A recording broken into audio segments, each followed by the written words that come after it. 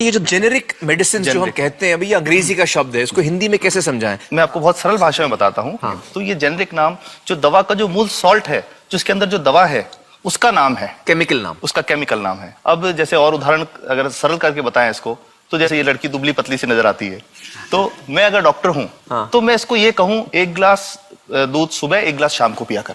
पर चिकित्सा के व्यवसाय में दुर्भाग्य से हमारे देश में ऐसा नहीं हो रहा।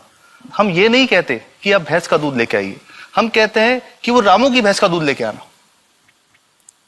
यही ब्रांडिंग है। ये जब उसकी दुकान पे जाती है, वो कहता है 500 रुपए लीटर है, लेना है कि नहीं लेना। तो जो 30 रुपए की चीज है वो 500 रुपए में मिलती है। तो अगर मैं डायबिटीज की दवा ले रहा हूं और अगर मैं ब्रांडेड दवा लेता हूं तो मुझे कितने की पड़ेगी? जैसे एक 117 रुपए में भी है, 117 रुपए में मिलती है। अब और अगर वही चीज हम उसके जेनेरिक मेडिसिन के नाम से लें तो वो कितने की बनती है? वो मात्र 1 रुपए 95 पैसे में 10 गोली मिलती है।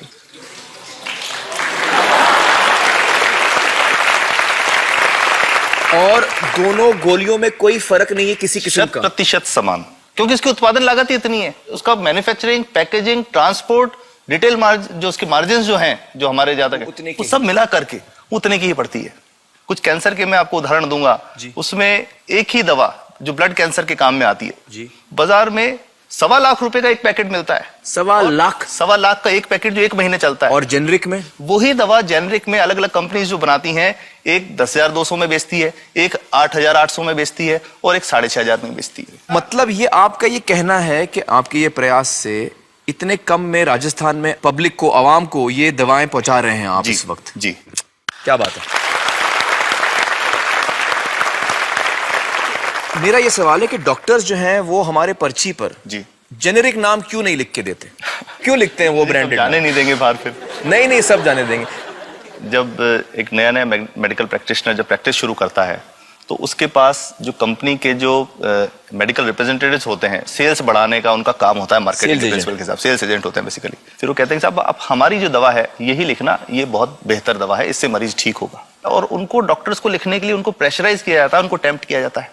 तो ये इसमें बहुत बड़ा कारण है जो दवा की कीमत को उसकी वास्तविक कीमत से 5, 10 गुना, 20 गुना तक बढ़ा देता है। एक बहुत बड़ा कारण है, क्योंकि हमारे पास जब हम टेंडर करते हैं तो बहुत सारे कंपनी वाले आते हैं, जो भारत की जो सबसे बेहतर कंपनियां, जिसके भी नाम, वो रेपुटेड कंपनियां जिनके नाम आप ले सकते हैं, वो सभी हमें वो उसको जो 70 रुपए की है उसको 2 रुपए में, 5 रुपए में दे रही है। 30 रुपए की दवा 2 रुपए में दे रही है। इतना ज्यादा फर्क तो कंपनी तो दे सकती है और देना चाहती है, और हमें देती भी है इतनी कम दामों में, हमें दे ही रही है ना, ये संभव तो है। अच्छा, मैं आपको बताऊंगा कि भारत से हम लगभग 45,000 करोड़ रुपए की जेनरिक दवाइयां प्रतिवर्ष विदेशों को निर्यात करते हैं।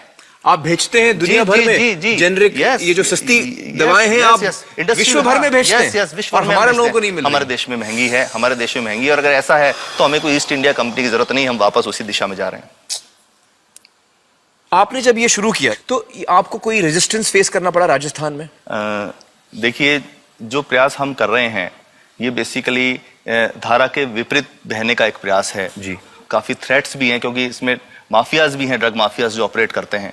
और हम हमेशा ये बात कहते हैं कि हम 100 साल से भी पुरानी शोषण की व्यवस्था को बदलना चाहते हैं, पर हमने हमेशा डॉक्टर्स को दोषी नहीं माना। सारे डॉक्टर्स बुरे नहीं है। 50-60% तो जेन्युइनली वो चाहेंगे कि गरीबों को कम कीमत पे दवा मिल जाए, वो चाहेंगे। और आज भी ऐसे डॉक्टर्स हैं जो अपने घर से सैंपल्स ला करके अपने जेब से पैसे निकाल के मरीज का इलाज कराते हैं। ऐसे डॉक्टर्स आज भी हैं। बिल्कुल सही। तो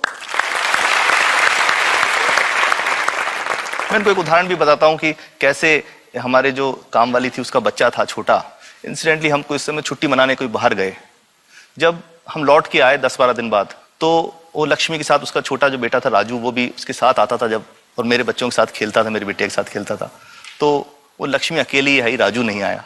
तो हमने पूछा कि क्या हुआ, तो उसने जो बात बताई कि साहब वो उसको, आप गए थे, उल्टी दस्त हो गया था।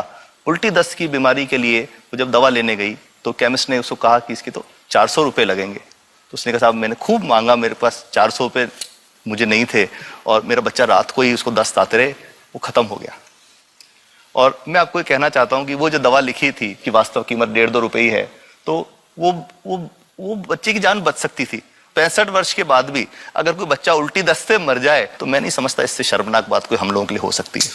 और सबसे बड़ी बात कि इसे आसानी से बदला जा सकता है। हमें सबको एक समन्वित, एक संगठित प्रयास करने की जरूरत है।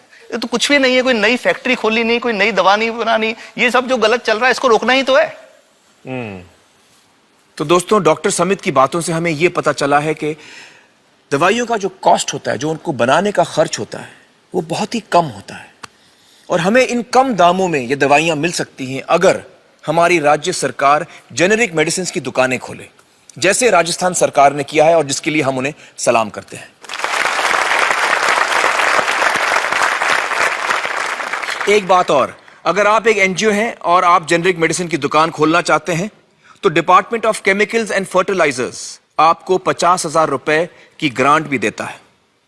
डॉक्टर समित, आपने बहुत ही बेहतरीन काम किया है और इस बहुत ही अहम मुद्दे पर रोशनी डालकर हमारी आंखें खोल दी हैं और हमारी दुआ यह है कि जो काम आपने राजस्थान में शुरू किया है वो हर राज्य में फैले, देश के कोने कोने में फैले। बहुत बहुत शुक्रिया हमारे साथ बातचीत करने का doctor Samit, thank you so much.